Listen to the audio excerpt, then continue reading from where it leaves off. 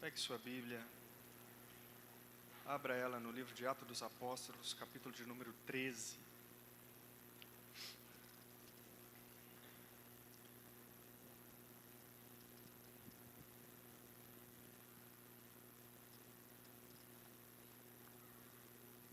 Livro de Atos dos Apóstolos, capítulo de número 13.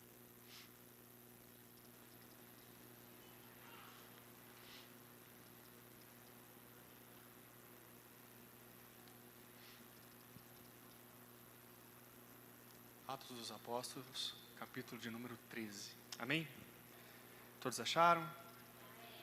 Eu vou estar lendo na versão NVT, nova versão transformadora, então não se assuste com a linguagem, tá? Acompanhem comigo aí então.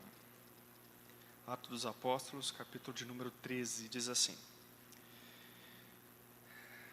Entre os profetas e mestres da igreja de Antioquia, da Síria, estavam Barnabé e Simeão, chamado Negro, Lúcio de Cirene, Manaém, que tinha sido criado com o rei Herodes Antipas, e Saulo. Certo dia, enquanto adoravam o Senhor e jejuavam, o Espírito Santo disse: Separem Barnabé e Saulo para realizarem o trabalho para o qual os chamei.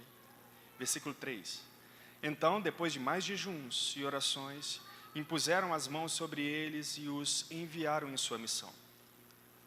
Enviados pelo Espírito Santo, eles desceram ao porto de Seleucia, de onde navegaram para a ilha de Chipre. Ali, na cidade de Salamina, foram às sinagogas judaicas e pregaram a palavra de Deus. João Marcos os acompanhava como assistente. Viajaram por toda a ilha até que, por fim, chegaram a Pafos, onde encontraram um feiticeiro judeu, um falso profeta chamado Bar Jesus. Ele acompanhava o governador Sérgio Paulo, um homem inteligente que convidou Barnabé e Saulo para ouvi-lo, pois desejava ouvir a palavra de Deus. Versículo 8. Mas Elimas, o feiticeiro, este é o significado de seu nome, opôs-se a eles na tentativa de impedir que o governador viesse a crer. Versículo 9. Cheio do Espírito Santo, Saulo, também conhecido como Paulo, encarou Elimas nos olhos e disse: Filho do diabo, cheio de toda espécie de engano e maldade e inimigo de tudo que é certo, quando deixará de distorcer os caminhos retos do Senhor? Preste atenção, pois o Senhor colocou a mão sobre você para castigá-lo, e você ficará cego, sem conseguir ver a luz do sol por algum tempo. No mesmo instante, neblina e escuridão cobriram-lhe os olhos, e ele começou a tatear, suplicando que alguém o tomasse pela mão e o guiasse.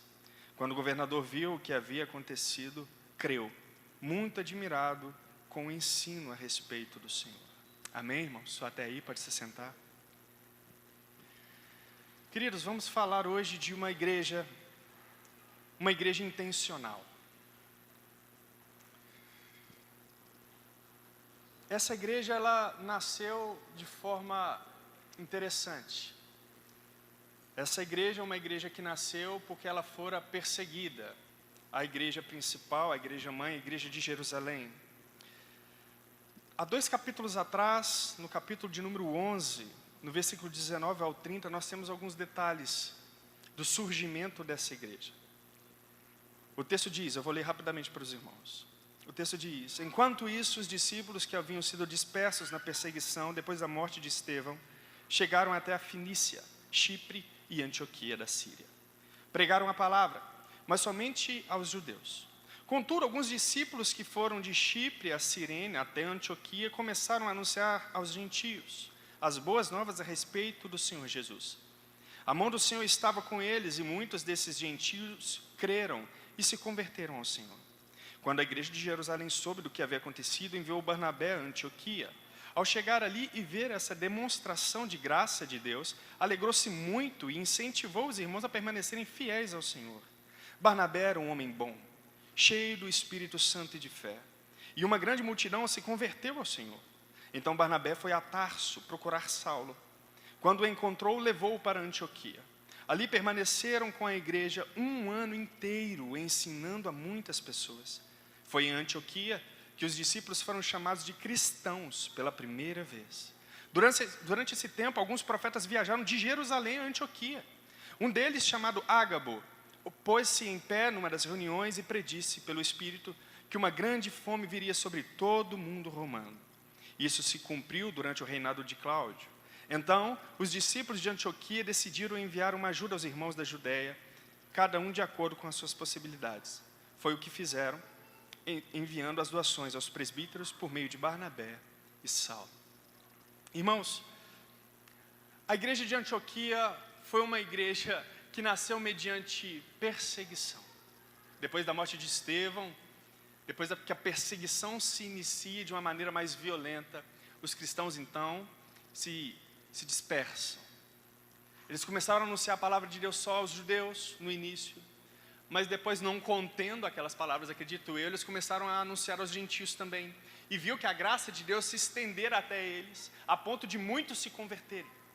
A igreja de Antioquia, meus queridos, historicamente dizendo, foi uma igreja que andou lado a lado com a igreja mãe, com a igreja de Jerusalém. Foi uma igreja fantástica, essa igreja de Antioquia. A sua fama, devido ao seu amor, chegava a comparar-se às obras do próprio Cristo. É como se Jesus Cristo estivesse ali mesmo fazendo aquelas obras. Aquela igreja, a igreja de Antioquia, ela tinha, em alguns momentos na história, tinha até lugar de proeminência. Era, em alguns momentos, a igreja principal, deixando assim a igreja de Jerusalém, a igreja mãe, a igreja dos apóstolos, para trás. Porque tamanha era a sua fama, tamanha eram as suas obras de amor.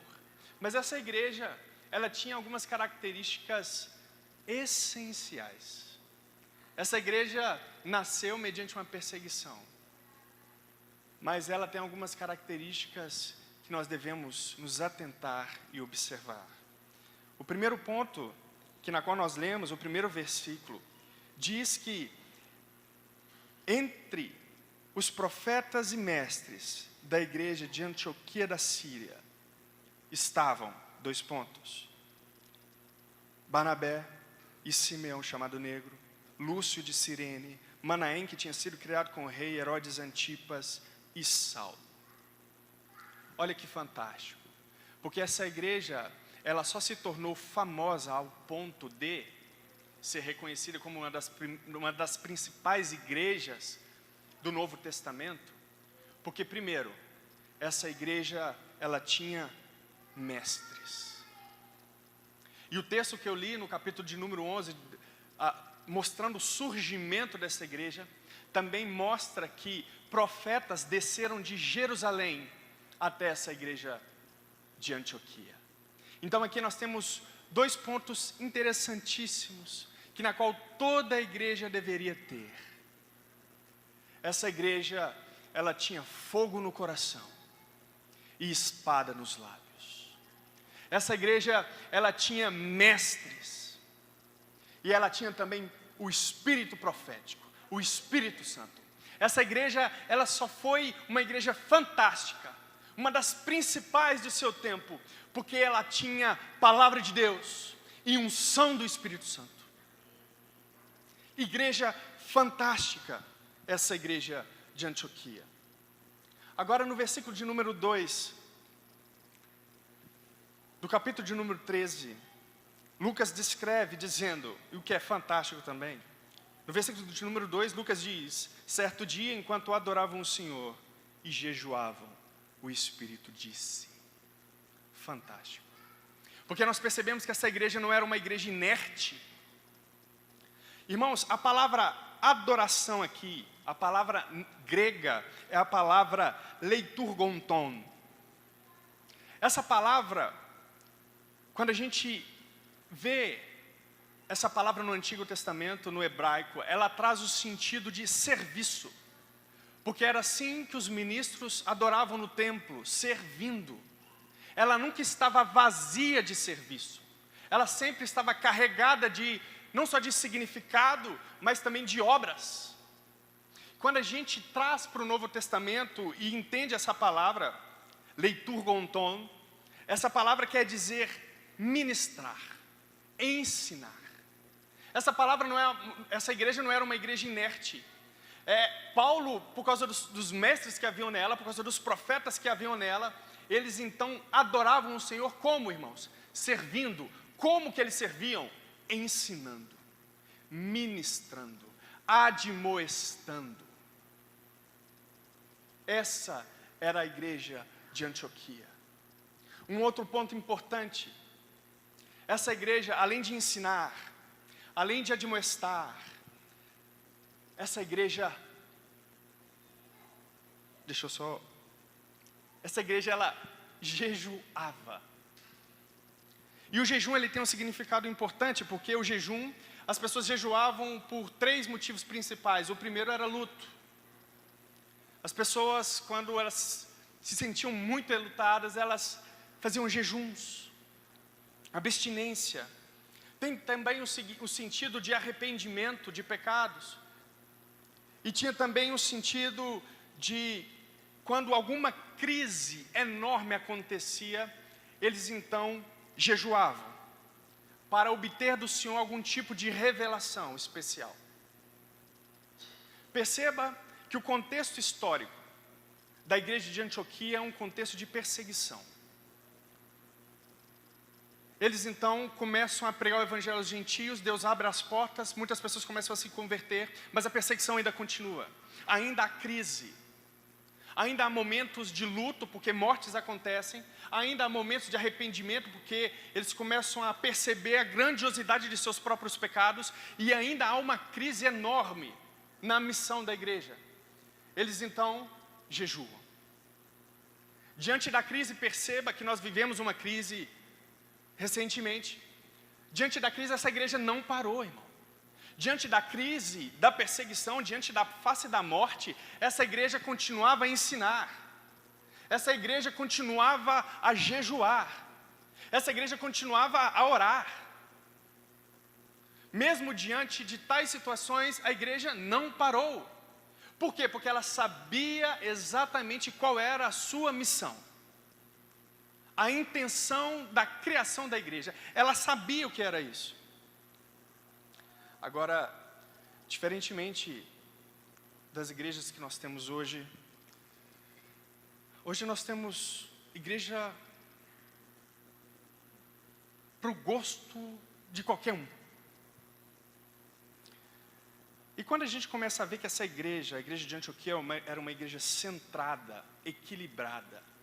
Quando a gente vê que nessa igreja tinha mestres, mas tinha um espírito profético, essa igreja era cheia do Espírito Santo. Quando a gente olha para o nosso contexto, a gente vê uma bagunça. A gente vê um monte de igrejas desequilibradas, correndo cada um para o seu extremo. Hoje a gente vê, por exemplo, igrejas que se importam tanto com sentir alguma coisa, sentir um arrepio. Igrejas que vão para um extremo, que chegam a um misticismo e começam a criar um monte de heresias no meio. Começam a ensinar como algo principal, como algo verdadeiro, algo totalmente contrário à palavra de Deus. Essas igrejas caem no misticismo gospel, começam a inventar um monte de histórias porque não tem mestres nessa igreja. Porque não tem pessoas que seguem as Sagradas Escrituras. Mas para o outro lado também, nós temos igrejas que excluem completamente o fervor do Espírito. Que pregam e ensinam muito bem a doutrina, as palavras do Senhor, mas que são secas em si. Não têm em si o espírito profético. Abandonaram a vocação profética do Espírito. Nós temos também a igreja que não jejua mais. Nós temos também a igreja que não lamenta pelos seus próprios pecados. Nós temos também uma igreja que não ora mais. Irmãos, a igreja de Antioquia, como eu disse, era uma das principais igrejas do Novo Testamento. E nós precisamos ser, e devemos ser, como a igreja de Antioquia. Como que eu aplico isso então, João, à minha vida hoje? O que eu devo fazer? Porque realmente quando eu percebo que a igreja de Antioquia vivia uma coisa, pregava uma coisa, adorava o Senhor de uma forma. Hoje quando eu olho para mim como igreja, vejo que eu não faço absolutamente nada disso. O que eu tenho que fazer então? E a resposta é muito simples, irmãos. Porque as Escrituras nos deixam exercícios espirituais. Nós temos que crescer nisso. Como? Primeiro ponto, estudando melhor as Escrituras. Participando de momentos de estudo. Participando de EBD. Eu não sei como é que vocês chamam. Escola Bíblica Dominical. Ou centro de treinamento. Ou seminário. Na verdade não interessa o nome. O importante é que você estude. E cresça em conhecimento. Quando eu entrei para o seminário, eu posso beber essa água aqui?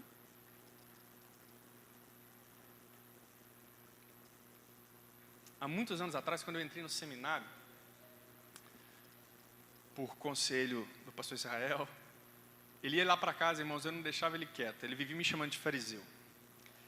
Mas eu tinha muita curiosidade. E uma vez ele me chamou para participar de algumas aulas, sem ter que pagar nada, como ouvinte. E eu fiquei maravilhado com o ensino, então comecei a estudar. Aí eu fiquei tão maravilhado com o ensino que eu comecei a perguntar a alguns irmãos da minha igreja, na época, do meu contexto ali: vamos para o seminário, rapaz, é bom demais. A gente começa a aprender coisas que a gente nem sonhava que existia. A gente começa a aprender mais de Deus. Vamos para o seminário, o que você acha do seminário? Vamos entrar comigo? E eu sempre ouvia a seguinte frase: não. Você está doido, rapaz? Seminário? Teologia? Que isso, a teologia deixa a gente doido? Não, você não pode fazer um negócio desse não. Irmãos, eu ouvi isso muitas vezes, mas é muitas vezes. Não, teologia apaga o fogo do Espírito. Não, teologia faz isso. Não, teologia te faz ficar assim, assado. Irmãos, o estudo das Escrituras talvez não tenha sido tão negligenciado como hoje tem sido. Na minha época eu ouvi isso muitas e muitas vezes. E como eu lamento. Pessoas que abandonam o ensino, a doutrina, a teologia, para viver num outro extremo. O extremo das sensibilidades. Eu não estou aqui, irmãos, e não quero negar que o homem inteiro, ele é integralmente adorador do Senhor. Que quando nós adoramos o Senhor, nós sentimos, o nosso corpo reage às sensações. A gente pode sentir um arrepio, sim. A gente pode, cair às vezes. Mas o conhecimento não anula tais coisas. Porque nós não adoramos o Senhor só com a nossa mente. Porque a ideia é adorar o Senhor com todo o coração. Que envolve todo o nosso ser. Corpo e alma. Ou corpo e alma e espírito. Portanto, a adoração deve ser integral. O conhecimento deve vir em primeiro lugar. Porque só se adora a Deus de maneira eficaz, conhecendo como adorá-lo. É por isso que muitas heresias surgem, porque não conhecem a base da adoração a Deus. Então acham que do jeito que estão adorando corretamente. E isso é um erro terrível. Um outro ponto, nós precisamos de mais momentos de oração em comunidade. Perceba que quando os mestres e os profetas, eles começam a orar e a jejuar, por causa de tudo que tem acontecido no meio deles, por causa do seu contexto histórico. Quase que certeza que a resposta da oração, a resposta do jejum, tenha sido exatamente essa: o Espírito falou. A gente precisa orar mais, irmãos, para saber de Deus como evangelizar melhor, para buscar de Deus estratégias, a quem enviar, o que fazer. Nós precisamos orar mais. Talvez a oração desses discípulos com o jejum tenha sido: Senhor, nesse momento de perseguição nós não sabemos aonde ir. Nós não sabemos o que fazer, nós precisamos de uma resposta do Senhor, porque nós estamos vivendo um tempo de crise, a perseguição, a morte, há prisões acontecendo. Nós precisamos do Senhor. E a resposta depois da oração e dos momentos de jejum foi: o Espírito então falou. Separe para mim Barnabé e Saulo para a obra que eu tenho chamado. O que acontece, irmãos, é que por não orar, a gente não tem direcionamento. E sem ter direcionamento, a gente começa a bater cabeça. A oração é fundamental. E um terceiro ponto dessa primeira sessão, mais jejuns. Precisamos jejuar mais. A prática do jejum, ela tem sido esquecida por muitos de nós. Nós temos que aprender a jejuar mais. Nós temos que lamentar pelos nossos pecados mais. Nós temos que chorar mais. Nós temos e precisamos quebrar a nossa carne. Nós precisamos ouvir mais a voz de Deus. E talvez falte jejum aí. Talvez falte oração. Talvez falte entendimento da palavra de Deus. Talvez falte palavra de Deus. Amém, irmãos? Essa igreja de Antioquia, ela era diferente.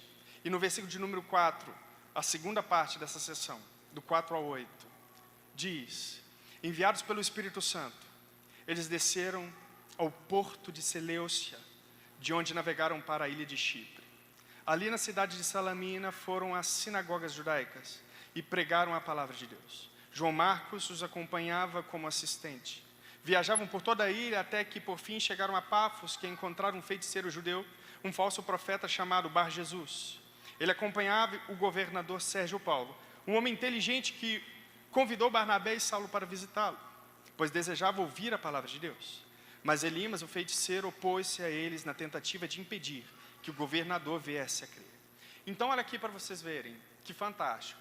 Porque primeiro o Espírito Santo separa Barnabé e Paulo. Depois o Espírito Santo os ilumina, dando direcionamento. Eles procuram, então, uma sinagoga. A sinagoga, irmãos, era o centro da religião judaica. Era onde as pessoas falavam de Bíblia.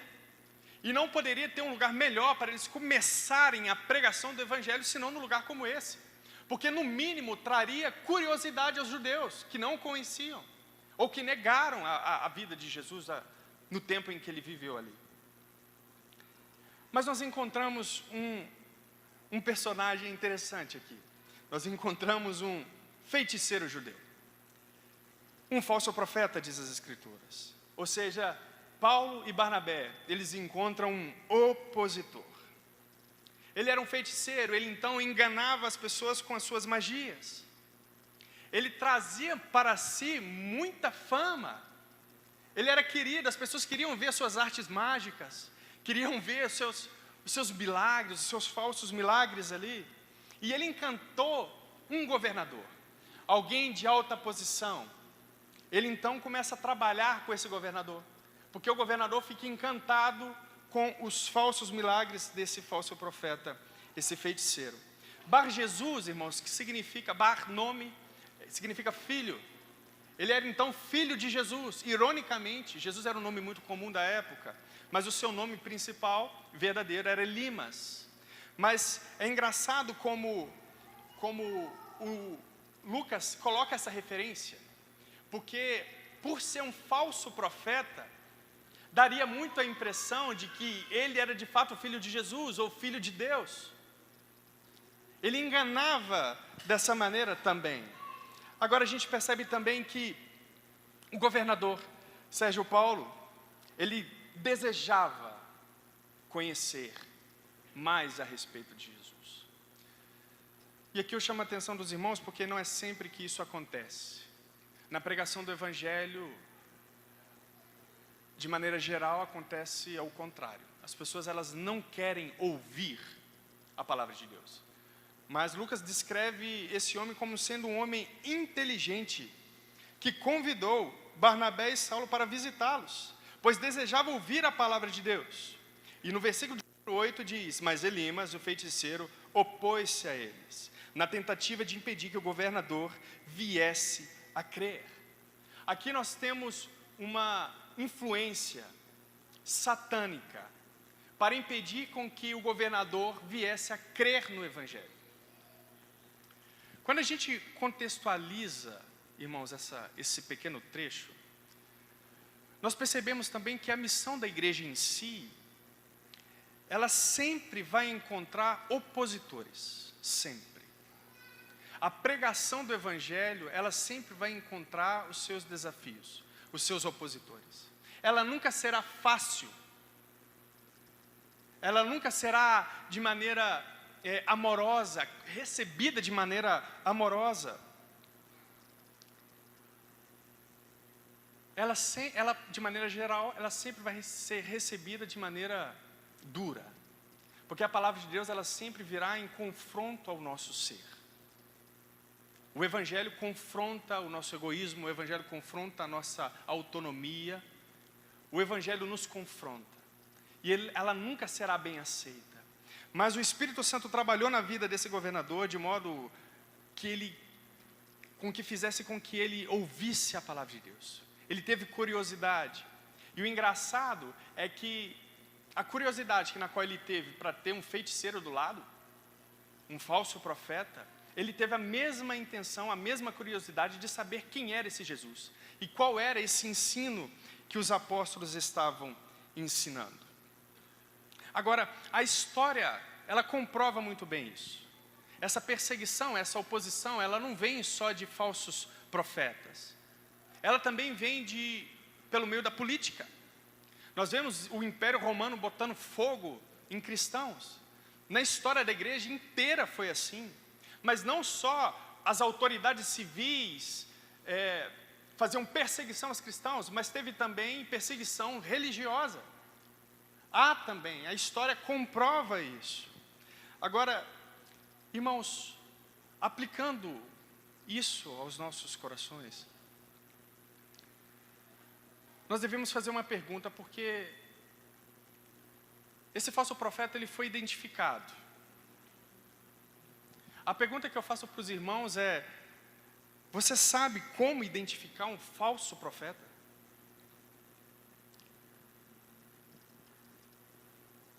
Queridos, é muito fácil, é muito simples identificar um falso profeta. É mais fácil do que se pensa. Porque o falso profeta, ele sempre vai se opor à verdade. Sempre vai se opor à verdade. Ele sempre vai se opor às Escrituras. Como diz o versículo de número 8, mas Elimas, o feiticeiro, opôs-se a eles na tentativa de impedir que o governador viesse a crer na verdade. Então, atenção. Porque quando a gente pega o nosso contexto pessoal, a gente começa a perceber muitos falsos profetas nele. Quer ver? É muito simples. Quer ver você começar a perceber um falso profeta? Quando você olha para os seus amigos, aí sem querer você fala que vai à igreja. Você vai fazer alguma coisa para o Senhor, algum serviço para o Senhor, em adoração.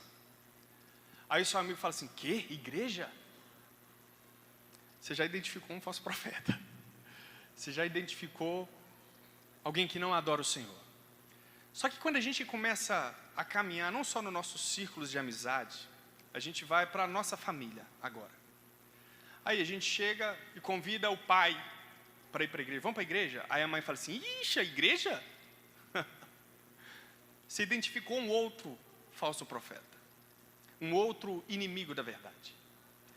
Mas aí quando você chega no seu trabalho, na esfera do trabalho, você faz a mesma coisa, você começa a evangelizar, porque a obra não para, a missão não para, e logo você encontra opositores, colegas de trabalho que falam a mesma coisa. E na igreja para quê? E acontece que é sempre uma oposição feroz, porque a luta está em crer ou não crer, em ter fé e em não ter fé. A oposição, a obra maligna do diabo é sempre não crer no que está escrito aqui. Preste atenção, irmão, porque Satanás pode estar muito próximo de você do que você imagina. Porque todo aquele que se opõe à verdade do Evangelho, na qual você prega, se torna um inimigo dele. Agora, quantos amigos, irmãos, você tem? Quantos familiares você tem? Quantos amigos de trabalho você tem que não se opõem à verdade ferozmente? Quantas pessoas se opõem a você na maneira de evangelizar, de como falar a verdade, como pregar a palavra de Deus? Quantos se opõem à verdade das Escrituras? Só que acontece que o nosso posicionamento em relação a isso é frustrante. Porque às vezes a gente tem vergonha de falar para o pai, ou para a mãe, ou para o filho, ou para o irmão, a verdade, em amor. Talvez por falta de conhecimento, porque não vem na escola dominical também. Eu não quero tirar a responsabilidade de todos nós, que todos nós temos de aprender, não. Todos nós temos a obrigação de aprender. Agora, quando um filho de Satanás se opõe à verdade, e eu não tenho argumentos para contrapor essa verdade, isso é uma vergonha, irmãos. Isso é uma vergonha para nós cristãos. Mas aí o nosso posicionamento diante dos nossos familiares é: eu vou deixar para lá. Não vou falar. Diante das autoridades, porque Paulo estava aqui diante de Sérgio Paulo, um governador. Não vou falar não porque está perto do governador. Não vou falar a verdade não porque minha filha, tadinha, ela não sabe de nada. Não vou falar a verdade não porque eu estou perto do meu patrão aqui no trabalho. Não vou falar a verdade não porque ele é meu supervisor. Não vou falar a verdade não por causa disso, daquilo outro. Eu começo a colocar um monte de empecilhos na transmissão da verdade. E isso, irmãos, não pode acontecer conosco. Sabe por que não pode acontecer? Por esse simples fato. A narração do versículo 9 ao versículo 12, ela é fantástica. Paulo diz assim, Lucas diz, no versículo de número 9, cheio do Espírito Santo, Saulo, também conhecido como Paulo, encarou Elima nos olhos e disse, agora atenção, porque Elimas, ele não fica possesso de demônios, mas Paulo identifica exatamente um princípio ali, porque embora ele não seja possesso naquele momento, embora ele não mude as suas afeições por causa da possessão demoníaca, ele não deixa de reconhecer o que Elimas de fato é. Versículo de número 10, e disse, filho do diabo, cheio de toda espécie de engano e maldade, e inimigo de tudo que é certo, quando deixará de distorcer os caminhos retos do Senhor? Preste atenção, pois o Senhor colocou a mão sobre você para castigá-lo, e você ficará cego sem conseguir ver a luz do sol por algum tempo. No mesmo instante, neblina e escuridão cobriram-lhe os olhos, e ele começou a tatear, suplicando que alguém o tomasse pela mão e o guiasse. Quando o governador viu o que havia acontecido, creu, muito admirado com o ensino a respeito do Senhor. Então perceba, na narrativa, que quando Paulo vira para Elimas, a descrição é Paulo, cheio do Espírito Santo. Sabe o que isso quer dizer, irmãos? Quer dizer que nós temos uma concordância bíblica aqui. Porque aquele que é cheio do Espírito Santo é cheio de ousadia, é cheio de coragem. Então Paulo não se limita à posição na qual ele se encontra, porque ele está diante de um governador, ele está diante de um feiticeiro. Ele descreve esse feiticeiro dizendo, você é o filho do diabo, porque é mentiroso, e o diabo é o pai da mentira. Perceba que Paulo está em uma batalha. Ele encara esse falso profeta, esse feiticeiro nos olhos. A descrição é muito singular, é muito profunda. Paulo não se esquiva de Satanás, de sua obra. E isso é muito engraçado, irmãos. Curioso, melhor dizendo. Porque irmãos, tem uma coisa que eu odeio, meus amigos mais íntimos sabem, e que sempre quando surge o assunto eu falo. Irmão, se tem uma coisa que eu odeio, e nesse caso eu posso odiar, tá? Eu odeio demônio. Você fala, poxa vida, mas quem gosta, né? Mas tem gente que gosta. Em que sentido? Tem os caçadores de demônio. Tem os exorcistas aí. Tem uma galera que vive caçando demônio, irmão, da igreja, sério. E encontra, viu? Encontra. E tem muitos casos. Eu já participei de muitos encontros com Deus, e que no momento da ministração, né, de cura e libertação, uma vez o pastor Joás, algo fantástico.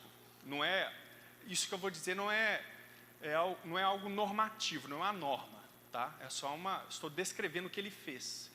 E o poder de Deus, ele é fantástico para isso.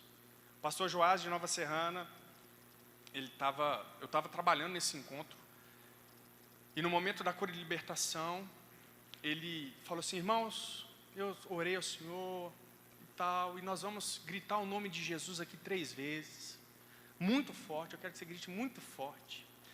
E aquele que tiver uma influência grande de Satanás, vai cair. Aí eu, opa, esses negócios me chamam a atenção da gente, né? O feiticeiro aqui fazia suas artes mágicas, negócio. A gente gosta de ver uns negócios assim de vez em quando, né? Talvez dar uma animada na fé, mas... Aí, primeira vez, eles vão gritar todo mundo junto. 1, Jesus, todo mundo gritou. Aí eu só olhando, né? Pra ver quem está titubeando. 2, Jesus, todo mundo gritou. Na terceira vez, irmãos, isso não é uma norma, não quer dizer que você tem que fazer isso, não, que vai dar certo, não, tá? Ele orou, jejuou, enfim. Mas na terceira vez, irmãos, que a galera que estava fazendo o encontro gritou o nome de Jesus, o que foi de homem caindo possesso não estava escrito. Isso não é uma norma, não faça isso em casa, como dizem. Mas incrível o poder que o nome de Jesus tem. E aqui eu chamo a sua atenção para dizer que o nome de Jesus está acima de todo nome. E o nome de Jesus não é qualquer nome. O nome de Jesus está acima do nome do seu pai, da sua mãe, do seu filho. O nome de Jesus tem que ser colocado em lugar de honra, porque está escrito: santificado seja o teu nome, Jesus. Separado e colocado em lugar de honra seja o teu nome, porque o teu nome, só no teu nome há salvação, porque só no teu nome todo joelho se dobrará e toda língua confessará que o Senhor, aleluia, tu és o Senhor. Tu és o Senhor. Não subestime o nome de Jesus, porque esse nome tem poder. Mas Paulo, ele começa a identificar, porque Elimas, ele se insurge contra a verdade, colocando falsos ensinos.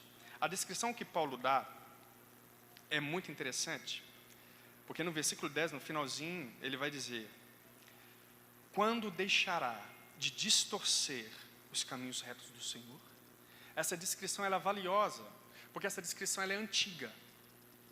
Satanás, ele trabalha assim há muito tempo, e ele engana dessa forma há muito tempo. Por isso que nós temos tantas heresias por aí, porque ele não conta uma mentira cabeluda, irmãos. Ele distorce a verdade. Foi assim que ele enganou Eva. Vocês lembram da narrativa? A serpente vem, chega para Eva e diz: foi assim que Deus disse, você não vai comer de todas as árvores que estão plantadas no jardim? A Eva diz: não foi assim que Deus disse, não. Deus disse que eu não poderia comer de uma. Perceba como Satanás tenta distorcer a verdade que foi falada de Deus, o princípio verdadeiro. E assim ele faz. Provavelmente, por causa dessa declaração, o que Paulo falava de Jesus, Elimas falava. Presta atenção para ver se você conhece alguma pessoa que faz isso. Quando você fala assim, Jesus é o Senhor, aí o enviado do capeta fala assim, não, mas não é bem assim. Os liberais vão falar, não, Jesus ele não fez tantos milagres assim, não. Jesus foi um homem histórico, viveu, amou as pessoas, mas ele não multiplicou pão, não. Você conhece alguém assim? Quando você começa a falar de Jesus, ele fala, não, mas Jesus não é isso não é só isso aí não. Não, mas não é bem assim não. É a identificação de um falso evangelho, de uma mentira. No versículo de número 12, finalizando, irmãos, perdão, antes um pouquinho, e isso é importante a gente destacar, porque embora Elimas ele tenha sido um falso profeta, um feiticeiro, quando Paulo diz, a mão do Senhor está sobre você, você vai ficar cego. Aí ele descreve, por algum tempo. Isso é importante. É importante para a conversão do incrédulo. Porque Paulo achava que estava do lado de Deus outrora. E ele ficou cego por um tempo também. Elimas começou a se opor ao verdadeiro evangelho. Em vez de Deus matar esse cara, em vez de Deus deixar ele cego para sempre para ele aprender, não, Deus é um Deus amoroso que ama os seus inimigos a ponto de me amar e amar você também. Porque eu, outrora, era inimigo do Senhor de igual maneira. Então ele corrige, na verdade, um falso profeta. Ele corrige um feiticeiro. Então a narrativa diz, você ficará cego por um tempo. Aqui nós vemos também o amor de Deus, mesmo para os feiticeiros e os falsos profetas. Agora, finalizando, irmãos, no versículo de número 12, o verso diz assim, quando o governador viu o que havia acontecido, creu, muito admirado com o ensino a respeito de Jesus. O que eu gostaria que os irmãos percebessem é que o sinal, a obra milagrosa que foi realizada, ela não é o fim em si mesmo. Ela é um meio, porque o sinal ele indica alguma coisa. Quando você pega uma placa de trânsito e vê um sinal para virar à direita ou à esquerda, ou um pare, essa placa indica algo à frente, essa placa dá uma direção. Os milagres, os sinais, indicam também uma direção. É importante destacar isso, porque o governador, depois que ele viu isso tudo, ele creu. Mas a descrição final do versículo de número 12 nos chama muito a atenção, porque ele creu, muito admirado. Você está com a Bíblia aberta aí? Lê o finalzinho do versículo 12 comigo então.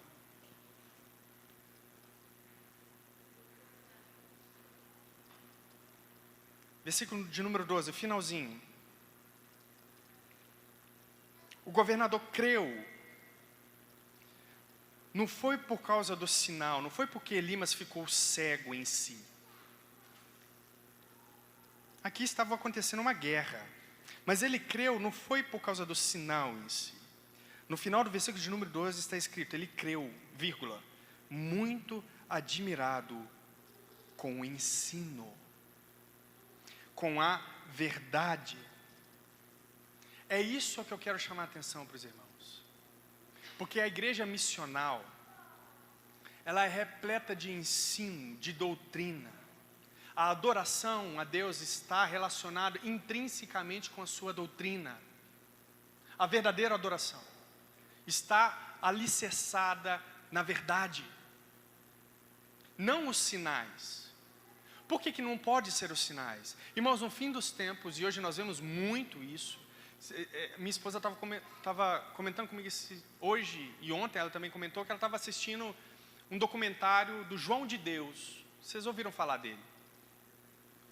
E ela começa a ouvir os testemunhos das pessoas que iam lá consultar ele. Era um espírita que recebia, era uma bagunça a religião ali. Ele recebia espíritos, só que eles faziam, irmãos, acredite você ou não, milagres. Pessoas iam lá cegas e saíam enxergando. E aí?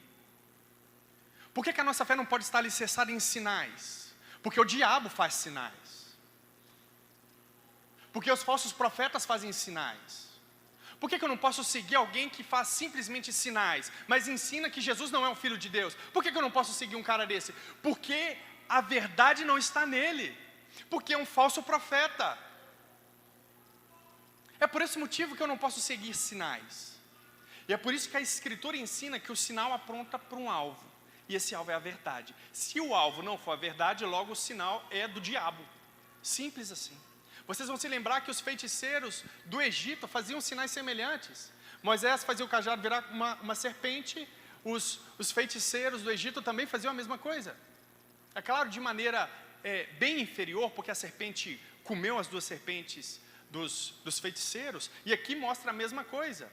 Porque o sinal na qual Paulo dá a respeito da verdade, quando ele encara o falso profeta, o filho do diabo, é superior a todas as artimanhas, feitiçarias dele. O poder de Deus, irmãos, sempre vai ser maior do que o poder de Satanás. O que nos faz pensar também que na proclamação do Evangelho, nós devemos ser ousados como Paulo foi. Porque o Espírito na qual Deus nos deu é maior do que o Espírito que está no mundo. Portanto, a nossa maneira de falar não deve encontrar empecilhos, irmãos. Seja lá quem for. Aqui havia uma autoridade civil, um governador, mas Paulo não se calou e se opôs com a verdade. Nós não podemos nos acovardar mediante a verdade, de maneira nenhuma. E aqui eu caminho para a conclusão. Porque a batalha está aí e nós temos que batalhar, nós não podemos fugir delas. Nós temos que opor a toda mentira e não importa da boca de quem vem essa mentira. É o Evangelho que salva, é a boa nova de Jesus, é a boa nova do nosso Senhor, o Kyrios. É a boa nova de Jesus Cristo que salva. Não são os sinais que salvam. Só o Evangelho pode salvar. E aqui eu trago duas frases para concluir, de grandes homens de Deus. O primeiro dele é Bruce Milne. E ele diz, eu disse até lá embaixo numa reunião, ele disse: a missão é intrínseca à própria vida da igreja.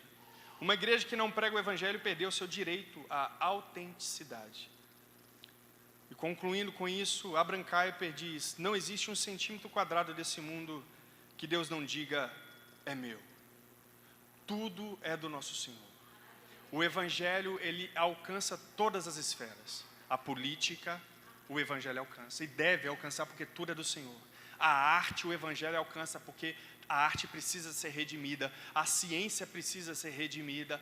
Tudo precisa ser redimido. E só o Evangelho, com a sua proclamação, tem poder suficiente para redimir todas as coisas em Cristo Jesus. Amém? Fique de pé. Nós, como igreja, devemos nos atentar para a missão. Devemos ser intencionais. Na família, no trabalho, na arte, na política, enfim, em todas as esferas na qual nós atuamos. Devemos nos atentar para isso. E não se importe se Satanás se opor, porque ele vai se opor. Ele se opõe a toda obra de Deus. Mas saiba que não existe um poder maior do que o poder do nosso Deus. Ele é eternamente perfeito. Ele é maravilhoso. Só nele nós encontramos vida e paz. Somente nele a salvação. Não existe outro lugar, irmãos.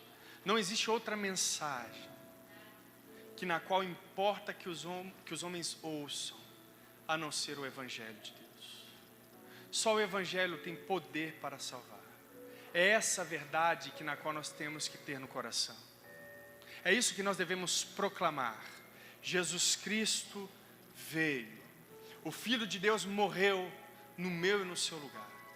O Filho de Deus veio, padeceu pelos meus e pelos seus pecados. A mensagem do Evangelho deve ser proclamada. Estando o alvo do Evangelho feliz ou triste. Se ele está feliz, glorifica a Deus, porque foi Deus que te deu, irmão. Foi por causa de Jesus que você vive hoje. Dá para falar o Evangelho em qualquer contexto. Porque dá para falar em qualquer contexto, é que ele é tão importante assim. A mensagem do Evangelho é o principal foco da igreja. John Piper vai dizer que a missão ela é passageira. Porque não existe adoração, é que existe missão.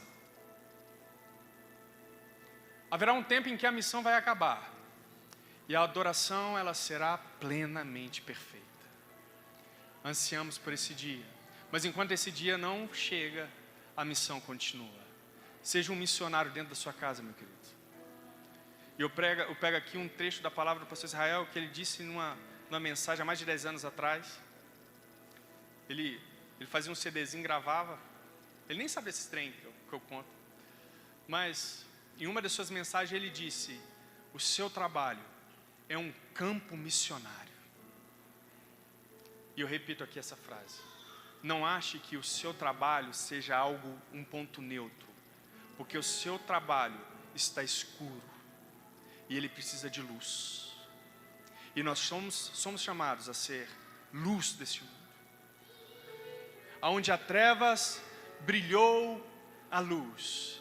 Porque tem ali um crente. Tem ali um cristão. Se a política está ruim, se o governo está ruim, eu não vou deixar ele ruim.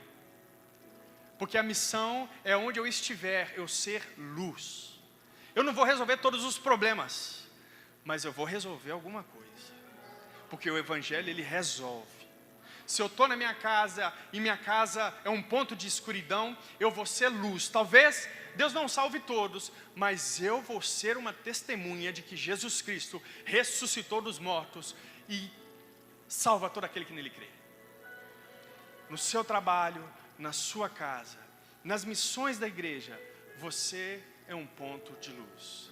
Seja intencional.